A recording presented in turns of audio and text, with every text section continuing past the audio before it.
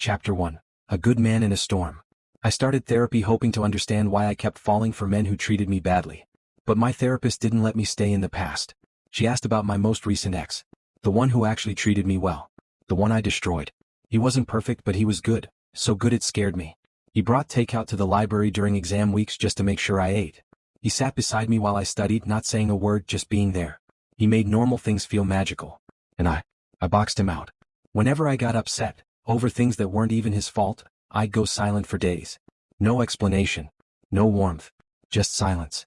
He'd always text, "Are you okay? Can we talk when you're ready?" I'd leave him on read, stewing in his worry while I told myself I was just cooling off. I convinced myself I was justified. That he should have known better. That he should have tried harder. But looking back now, I realize what I was doing was cruel.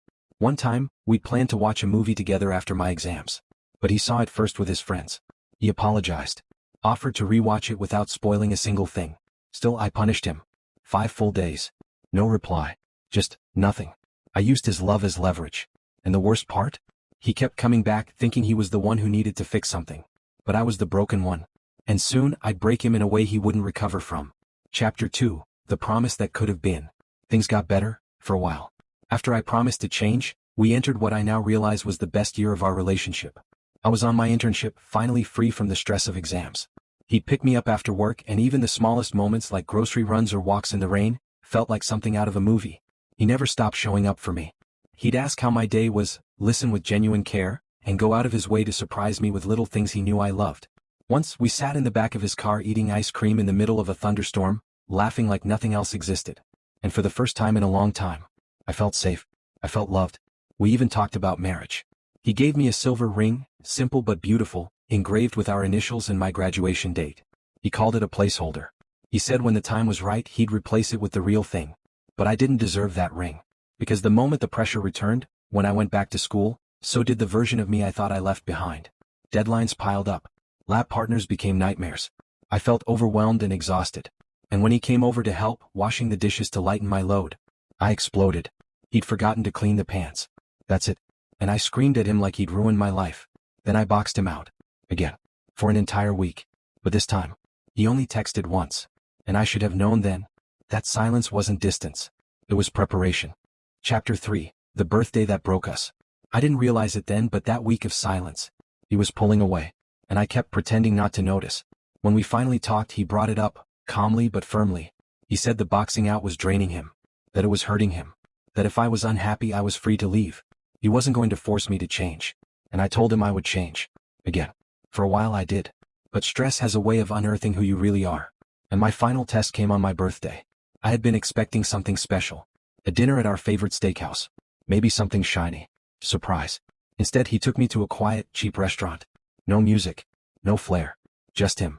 And a gift basket filled with bath bombs and all my favorite snacks and chocolates. He smiled as he handed it over. Said he hoped it helped me unwind. But I didn't see love. I saw disappointment. I snapped. Told him he could be frugal with himself or his friends, but I thought I mattered more. That I deserved better. His face dropped. Not with anger, but with something colder. Resignation. I didn't see it. I didn't want to see it. I boxed him out for 2 full weeks after that. Not a single text from him. Not even a happy birthday. And when I finally called, expecting to fix things like always, he answered calm as ever. "I made the mistake of trying to change you," he said. "You should be with someone who will take you as you are. I'm done." I fired back without thinking. Said something stupid. Something defensive. But his answer wasn't words.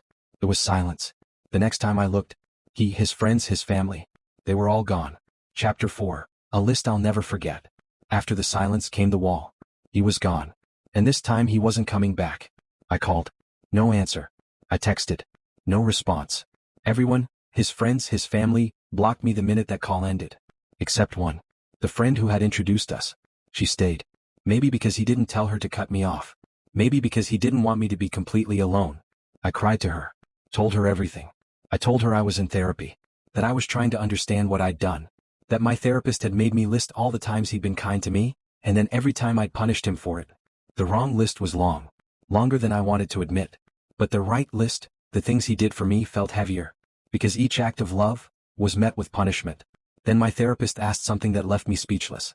Have you ever considered that you weren't punishing him for what he did, but for how you felt? Was I just using him to dump all the stress I refused to face? I didn't know how to answer. I thought she didn't understand. But later that night I couldn't sleep. I kept picturing the way he used to look at me. How even when I hurt him, he never raised his voice, never blamed me. I asked my friend if I was controlling, if I was abusive. She didn't answer right away. Then after a long pause she said, yes. And what she told me next shattered whatever pieces of me were left. Chapter 5. The ring that wasn't meant for me. I asked my friend how he was doing. I needed to know. Not for closure, but because I finally cared enough to ask the right question. She hesitated. Are you sure you want to know? I nodded. She showed me a photo. A group of friends smiling at a picnic. It took me a moment to recognize him. He had lost weight. His face looked sharper, stronger. He wasn't hiding behind hoodies or slouching in the back anymore. He looked happy. Apparently, after we ended, his friends helped him get a gym membership. Said he started going religiously. Stopped drinking. Started living. But the part that broke me wasn't his glow-up. It was what I learned next. She told me that during our last fight he started apologizing constantly. For everything. Even at a potluck when he brought less food than the others. He kept saying sorry over and over. That's when his friends knew. Something inside him had broken. One night, a minor argument at a game night pushed him over the edge. He broke down. Told them everything. And they realized what I'd done. They told him I was abusive. That he needed to leave. He didn't want to. He still believed I could change. But eventually, he accepted that love wasn't enough. And then she told me the part that still echoes in my mind. The Instagram post. A new iPhone. AirPods. Video games. The caption? Was saving up for a ring.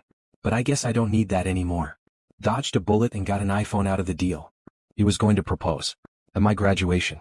I sobbed right there in the cafe. Not just for what I lost, but for what I destroyed. And just when I thought I couldn't feel worse, she added, he told me not to cut you off. Said he didn't want you to be completely alone. That was his final gift. I don't know if I'll ever forgive myself. He's gone. And someone else, someone kinder, better, will get the version of him I was too blind to cherish. I'll keep going to therapy. I'll keep trying to change. But deep down, I know the truth. I wasn't just the villain in our story. I was the reason it ended.